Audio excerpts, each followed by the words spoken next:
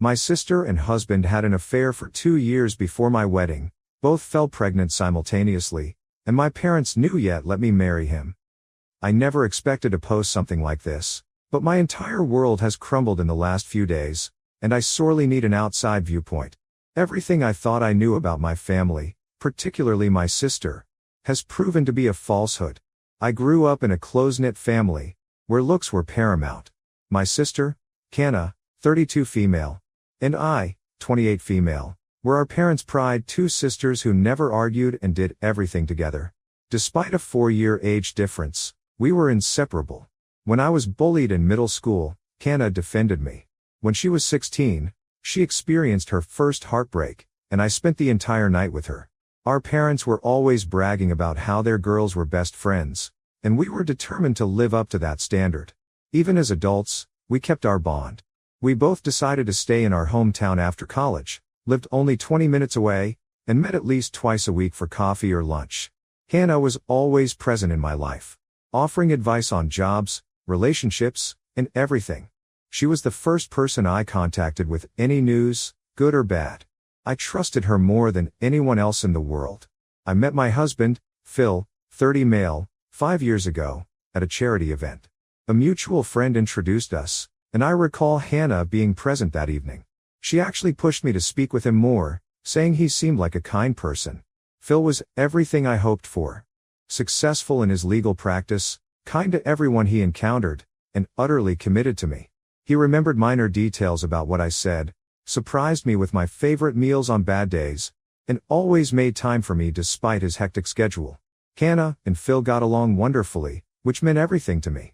She helped him prepare his proposal, spent countless hours assisting us with wedding preparations, and delivered the most heartfelt speech at our wedding 3 years ago. Looking back, I feel nauseous just thinking about it all. The past year has been difficult for us.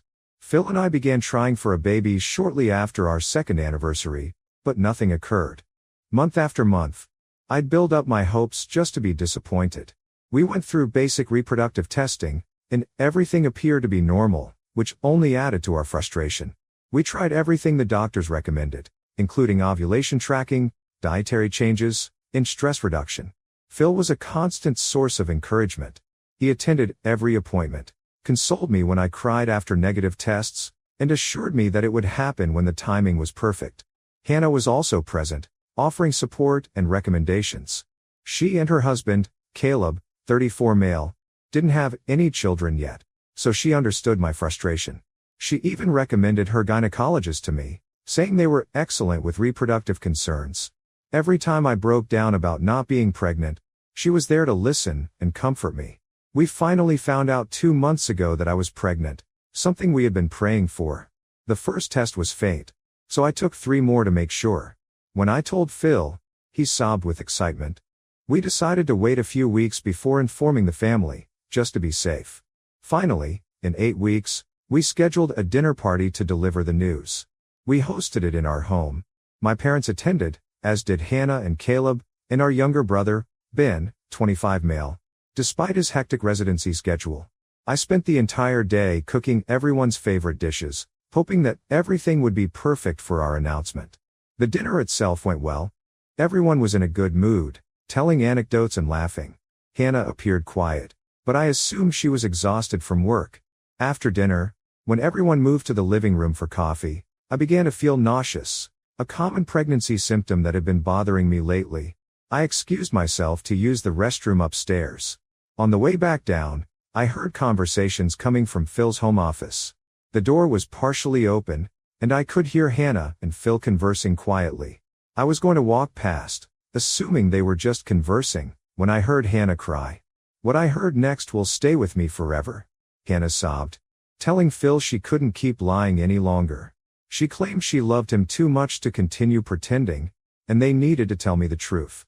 Phil continued repeating something about being cautious and waiting for the proper moment, that they needed to consider everyone involved. I stood there, transfixed, like if I were in a dreadful nightmare. Then Hannah delivered the words that crushed my entire world. She, too, was pregnant, and it was Phil's kid. I must have gasped or made a noise because they both spun around. The expressions on their faces, guilt, terror, and something else I couldn't identify. Told me all I needed to know. Hannah reached for me and said my name, but I drew away. Phil began muttering something about being able to explain, but I was already running. I dashed into the living room, where my parents and Ben were conversing over coffee. Caleb was in the kitchen, getting some water. Everyone glanced up when I walked in, possibly because I was hyperventilating. Ben instantly rose up and asked what was wrong. I told them everything, but my voice shook so much that I had to repeat several portions. I told them what I had heard about the affair and Hannah's pregnancy. The next several minutes were completely chaotic. Hannah and Phil had followed me, and Hannah began crying even harder, mascara running down her cheeks as she tried to assure me she had never intended for this to happen. Phil kept attempting to get closer to me, stating nothing was planned and everything just happened. Caleb stood in the kitchen doorway, still clutching his water glass, visibly astonished. However, it was my parents' reaction that ultimately crushed me.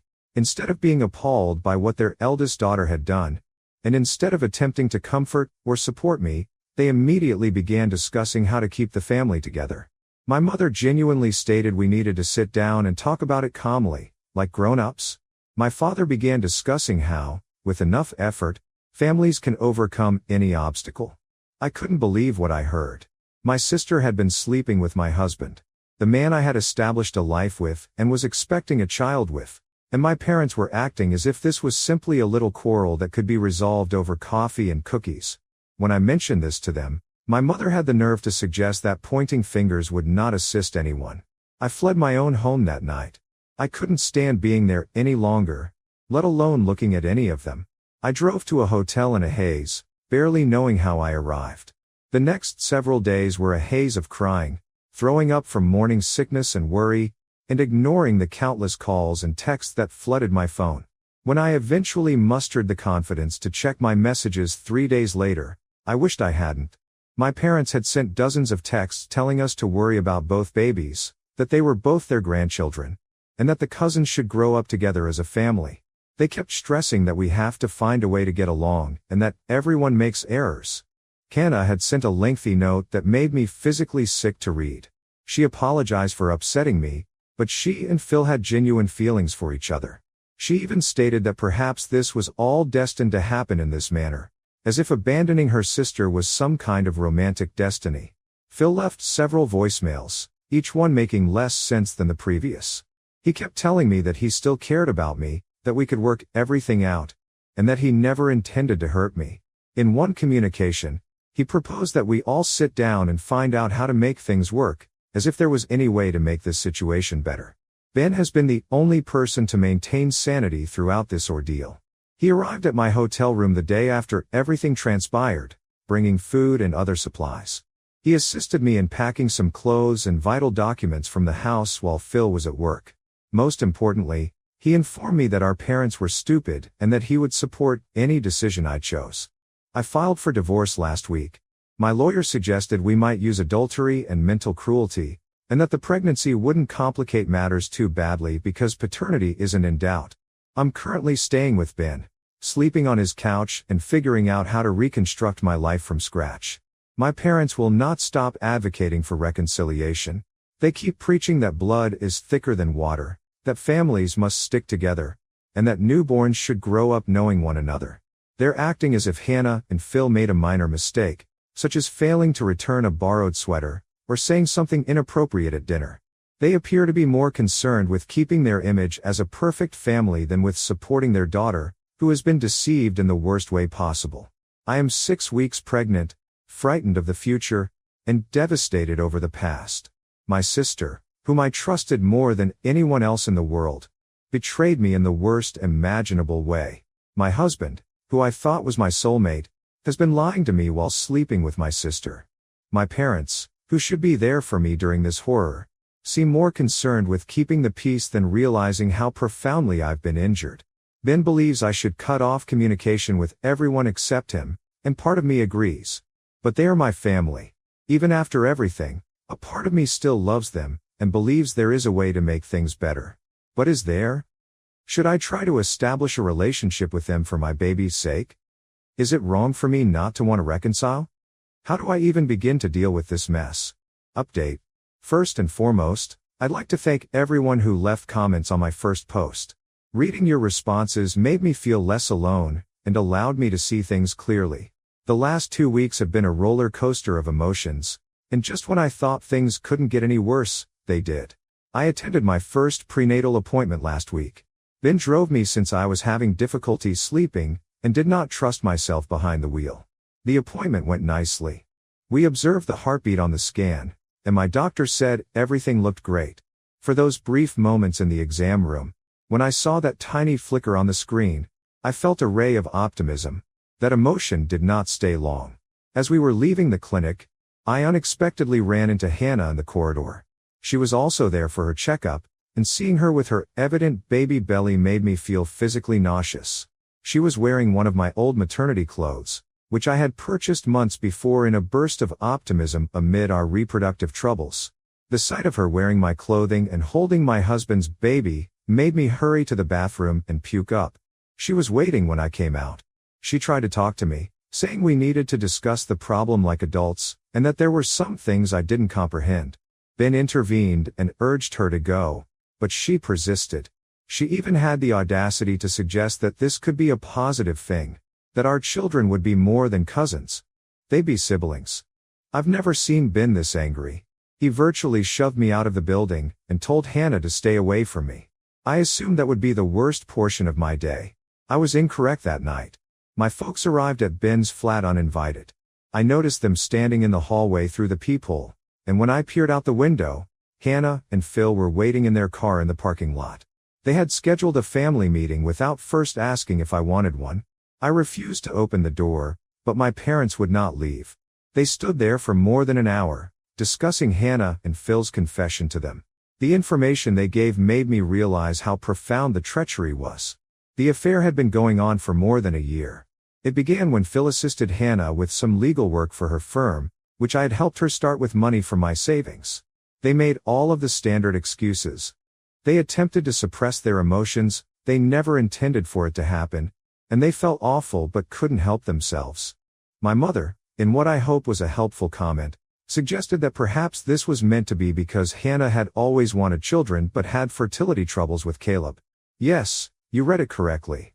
Caleb had no idea about the affair when it exploded during the dinner gathering. He was out of town for work, so Hannah told him everything over the phone that night. He also filed for divorce. I can't fathom receiving that type of news while away from home, but this paragraph broke me all over again. My parents admitted that they had known about the affair for the previous 6 months. They discovered Hannah and Phil together in our family cabin over the weekend, when they were meant to be helping my father with some renovations. Instead of telling me, instead of shielding their younger daughter from betrayal and humiliation, they chose to remain silent because they did not want to hurt anyone. They claimed they expected Hannah and Phil to finally end things on their own. I lost it totally. I screamed at them through the door, telling them they were terrible parents who prioritized appearances before protecting their own kid. I reminded them of all the times I'd sobbed to them about not being able to conceive, and how they'd seen me go through fertility treatments while my husband was sleeping with my sister. I wondered how they could sit across from me at Sunday dinners, witnessing me hold Hannah's hand and console her about her own fertility issues, all while knowing she was sleeping with my husband. My mother burst into tears, explaining that they were simply trying to protect everyone. My father became enraged. He had the audacity to become enraged and accuse me of being selfish and childish, as well as failing to consider the big picture. He said how families have survived worse, as if that would make me feel better. Ben, who had been silently listening to the entire conversation, eventually stepped in. I've never seen my kind, peacemaker brother so angry. He told our parents they were disgusting for defending Hannah and Phil, and that if they didn't leave right now, he'd call the police. They eventually left, but not before my mother slid a message under the door, urging me to think about the family. The following several days were a nightmare of flying monkeys. Apparently, my parents and Hannah engaged in a smear campaign. I received texts and phone calls from aunts, uncles, and cousins I hadn't spoken with in years, all of whom told me to forgive Hannah because family is forever, and the baby shouldn't suffer as a result of adult troubles. Some even accused me of being cruel by not allowing Phil and Hannah to be happy together. As if their pleasure was more important than the fact that they deceived me in the worst way. I blocked everyone but Ben and Caleb. Caleb actually contacted me, and we met for coffee. We're both dealing with betrayal, but talking to someone who understands how we feel was helpful. He's moving to another state for a fresh start, and I'm seriously considering doing the same. He told me Hannah had been gaslighting him about her fertility troubles for months, making him feel bad for their failure to conceive while she secretly took birth control pills. The divorce proceedings are moving forward, despite Phil's attempts to delay things. He continues stressing that we should wait until both infants are born before making any definitive decisions. My lawyer claims he is simply trying to manipulate the situation, and has urged me not to consent to any delays. I'm fortunate that Ben's acquaintance is a skilled divorce attorney, and took my case right away. I'm still staying with Ben, who has been my support throughout this. He is assisting me in finding my own place, and he is the only family member I can now trust. Every time I think of my parents knowing about the affair, and saying nothing while I was undergoing fertility treatments, and crying over not being able to conceive, I get physically sick. The entire situation feels strange. How do you process your parents' decision to defend the person who betrayed you? How could they expect me to trust any of them again? And how can I proceed, knowing that as I was preparing to announce my pregnancy to my loving family, they were all waiting for their lies to backfire on me? Just as I thought I was getting my life back on track, everything burst again. I had finally acquired my own place and moved out of Ben's. It's a modest one-bedroom, but it's mine. And for the first time since the nightmare began, I felt like I could breathe again. Then I received a call that altered everything. The phone came from an unfamiliar number, but I answered it because I had been expecting to hear back from possible employers. Sarah was Phil's sister. We were never close. She lived in another state, and only came to visit over the holidays. But what she said turned my world upside down again. Sarah was helping their mother clean out their old family computer when she discovered a folder containing Phil's old emails that had synced from his phone. Years ago, she discovered email conversations between Phil and Hannah dating back 2 years before my fertility troubles, the wedding, and everything. They had been together since before I married Phil. The emails were awful to read. Sarah provided me screenshots, and I spent all night poring through them, making myself ill in the process. They had planned to tell me about their relationship several times, but always declined. They even considered canceling my wedding, but Hannah convinced Phil that marrying me would be easier than coping with the consequences. She genuinely wrote that I would get over it eventually, and that they could announce their connection when the time was appropriate.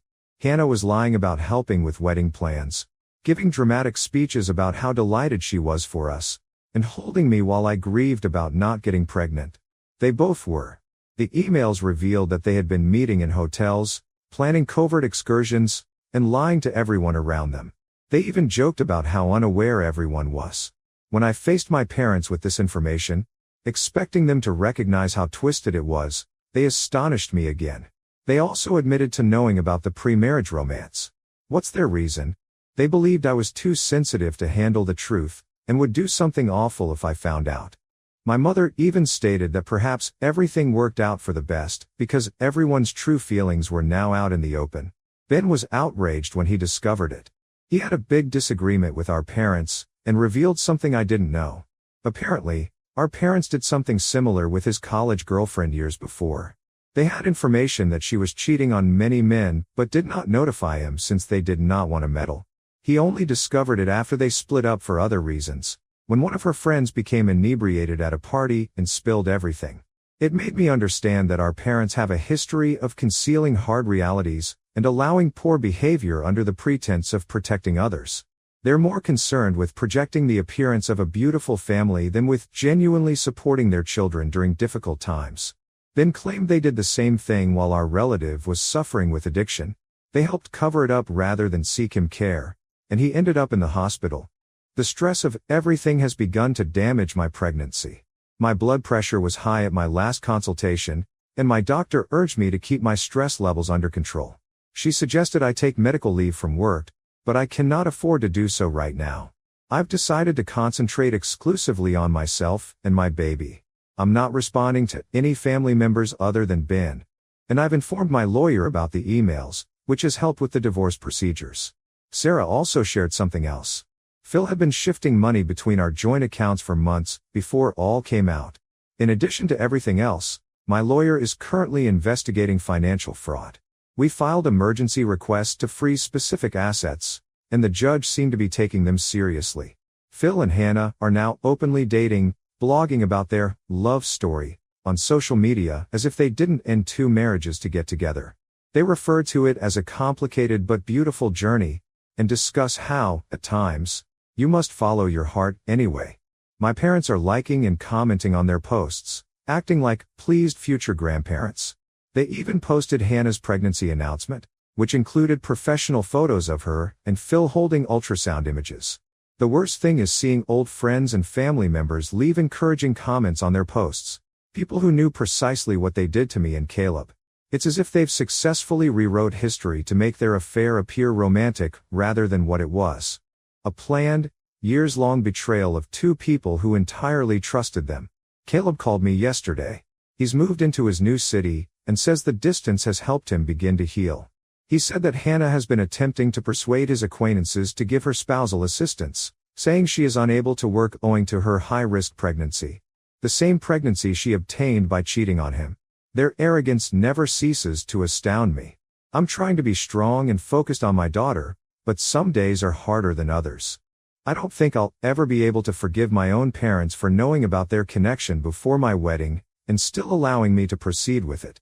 Following my previous post, things worsened to the point where I needed to take serious legal action to safeguard my peace and my baby's well-being. I wish I could claim my family finally understood boundaries, but they pushed my hand. Despite my clear messages requesting no contact, my family became relentless stalkers.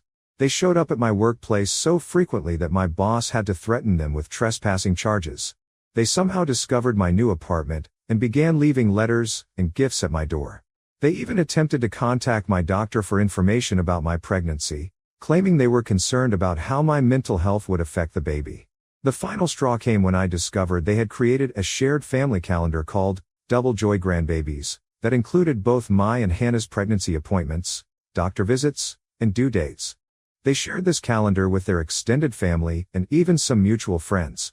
They had somehow gotten hold of my medical schedule. I'm still not sure how, and were posting pregnancy updates without my permission. I eventually broke down and contacted a lawyer about obtaining a restraining order. I had mountains of evidence, including text messages, emails, social media posts, security footage from my apartment complex, witness statements from coworkers, and the unauthorized sharing of my medical information. The lawyer described it as one of the most clear-cut cases of harassment she had seen. My parents' reaction to being served was exactly as I expected. My mother left a hysterical voice message about how I was destroying the family and that I would regret keeping my baby from their grandparents. My father's response was more calculated. He sent a formal-looking email, yes, to my lawyer's office because I had blocked him everywhere else, about how I was being manipulated by Ben and my lawyers, and how I clearly wasn't mentally stable enough to make such decisions. Their behavior during the hearing was even worse. They tried to paint me as an unstable, jealous sister who couldn't accept her ex-husband's new relationship. They mentioned how I had always been sensitive and prone to overreaction. They even attempted to use my pregnancy as proof that I was not thinking clearly. The judge saw straight through it. The restraining order was granted immediately. It protects me, Ben, who asked to be included after they began harassing him at work, and any future children of mine. It prohibits them from getting within 500 feet of us, contacting us directly or indirectly, or posting about us on social media. Here's your story without timelines, and with logical punctuation. The judge was particularly concerned about their attempts to obtain my medical information in the creation of a shared calendar. I'm currently 7 months pregnant with a healthy baby girl. Ben received a job offer in a different city, and since I could transfer within my company, we decided to relocate together. We found a nice 3-bedroom apartment with plenty of space for me, my daughter, and Ben. Caleb also lives nearby. He's been a great friend throughout this, and it's nice to have someone who understands the situation. The distance has given me clarity that I didn't have previously. My family's behavior was motivated by control and the desire to maintain appearances rather than love or forgiveness. They didn't care about my feelings or well-being. All they wanted was to maintain their fantasy of a perfect family, no matter who got hurt in the process. My parents continue to try to contact me through new email addresses and phone numbers, but I delete everything unread. I learned from a former coworker that Hannah and Phil married in a small family ceremony last month. The photos appear to have gone viral on social media, with captions about true love finding its way. Ben received an invitation but did not attend. Instead, he spent the day helping me set up the nursery in our new home. The divorce is nearly finalized. Phil tried one last time to delay things by claiming he wanted to be there for both of his children equally, but my lawyer quickly shut that down. The judge was unimpressed with his attempts to portray himself as a devoted father, while secretly transferring assets. Sometimes I feel sad about losing my family, but then I remember that I did not lose them. Rather, I escaped them. My daughter's family will be smaller than I expected, but it will be honest. She'll grow up knowing she's loved by people who respect boundaries and speak the truth. She'll have her Uncle Ben, who chose to protect his sister over enabling abusers, and she'll discover that even the smallest families can be the healthiest. Thank you to everyone who supported me throughout this nightmare. Your comments and messages helped me stay strong when I was doubting myself. And to anyone else going through a similar situation, keep your peace at all costs. Sometimes the toughest decisions are the ones that save us. Thank you for watching. If you haven't subscribed yet, please do so and hit the notification bell to stay updated with more shocking real-life stories happening around you.